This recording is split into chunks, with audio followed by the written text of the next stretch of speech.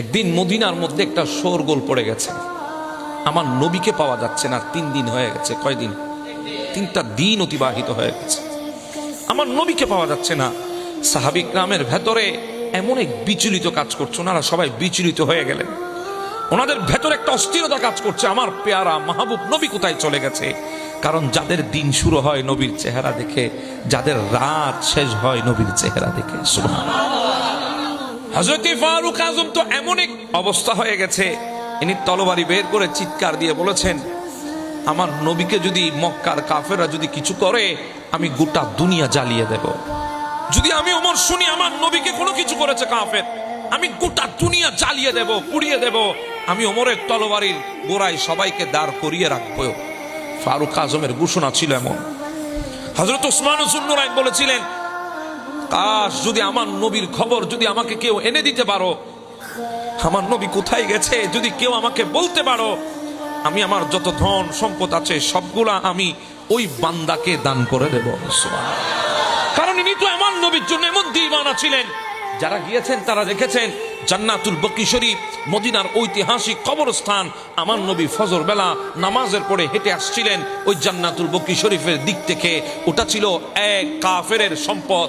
আমার নবীকে আসতে দেখে ওসমান যুন্নুরাইন জিজ্ঞাসা করে, আকা ইয়া রাসূলুল্লাহ, ওগো মায়ার নবী, জানের নবী, কোথায় গিয়েছেন? বলে, ওসমান, জায়গাটা অনেক সুন্দর, আমার ভালো লাগে এই জায়গাটা, যেটা বর্তমানে জান্নাতুল বকি, মদিনার কবরস্থান, যেখানে 10,000 নবীর সাহাবী দাফন আছে, সেই কবরস্থান। আমার নবী যখন হেঁটে আসছেন, ওসমান বলে, ইয়া রাসূলুল্লাহ, কোথায় গিয়েছেন? বলে, আমার ভালো লাগে এই জায়গাটা, আমার বেশি পছন্দের জায়গা, আমি সেজন্য মাঝে মধ্যে একটু হাঁটতে আসি। এই কথা বলে আমার নবী হুজরায়ে পাকে গিয়ে বসতে পারে নাই। পেছন পেছন হযরত ওসমান এসেছেন, এসে একটা কাগজ আমার নবীর দরবারের সামনে রেখেছেন, কদমের কিনারায় রেখেছেন।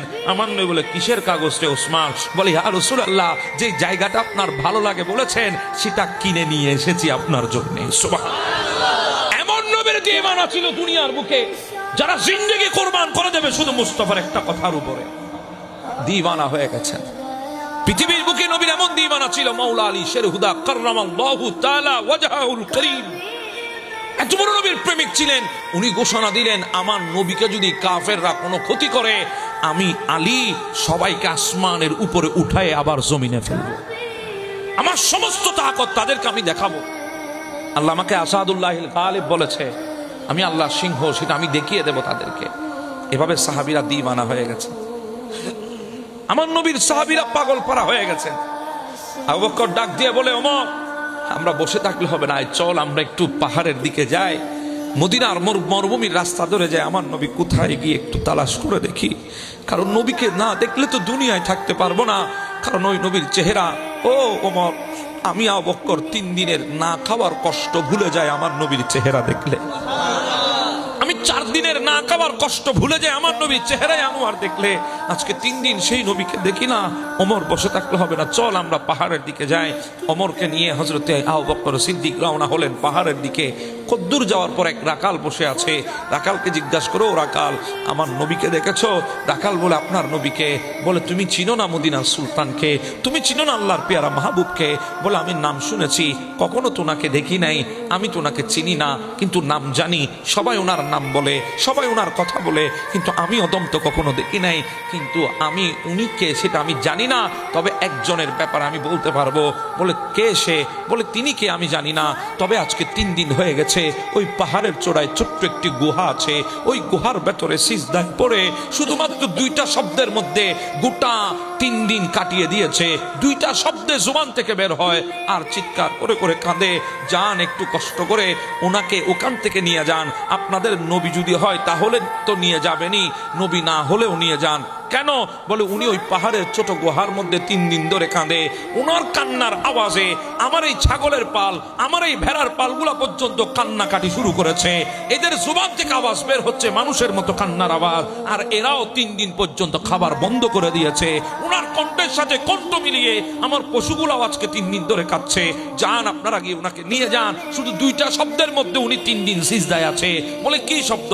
বলে, উনি বলছেন, রব্বি গফির লিকওমি রব্বি হাবলি উম্মতি। এই 2টা শব্দই জিন্দেগি কাটায়। ওমর ডাক দিয়ে বলে, আবু বকর, এটা কেউ নয়, কেউ নয়, আমাদের দিলের জান, প্রাণের প্রাণ, আমাদের মায়ার মাহবুব নবী ওখানে সিজদায় পড়ে কাঁদতেছেন। সুবহানাল্লাহ। আর কেউ নয়, সেটা আমার মাহবুব নবী।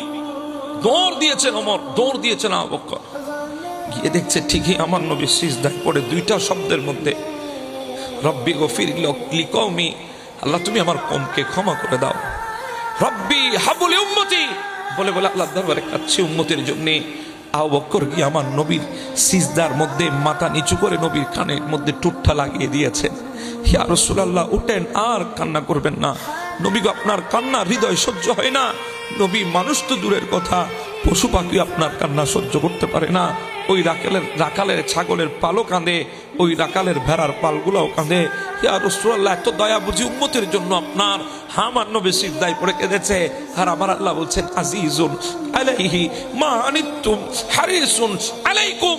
এমন এক নবী তোদেরকে দিয়েছি ও আমার বান্দা, যেই নবী উম্মতের জন্য ব্যাকুল, যেই নবী উম্মতের কষ্ট সহ্য করতে পারে না। সুবহানাল্লাহ। আবু বকর সিদ্দিক জুবান লাগিয়ে দিয়েছে নবীর কানের সাথে, ইয়া রাসূলুল্লাহ, মাথা মুবারক উঠায় নাই, আমি আপনার আবু বকর। ইয়া রাসূলুল্লাহ, যে আবু বকরকে গারে সুরের মধ্যে দিদার দিয়ে ধন্য করেছে, আমি সেই আবু বকর। যে আবু বকরকে সবসময় আপনি আপনার হাতের মুঠের মধ্যে রেখেছেন, ইয়া রাসূলুল্লাহ, আমি সেই আবু বকর। ইয়া রাসূলুল্লাহ, আমি আবু বকর আপনাকে বলছি, আপনি মাথা মুবারক উঠান, আমি আমার জিন্দেগীর যত আমল আছে সব আপনার উম্মতের জন্য দিয়ে দেব। সুবহানাল্লাহ, আপনার উম্মতের জন্য দিয়ে দেব। আমার নবী মাথা মুবারক উঠায় না।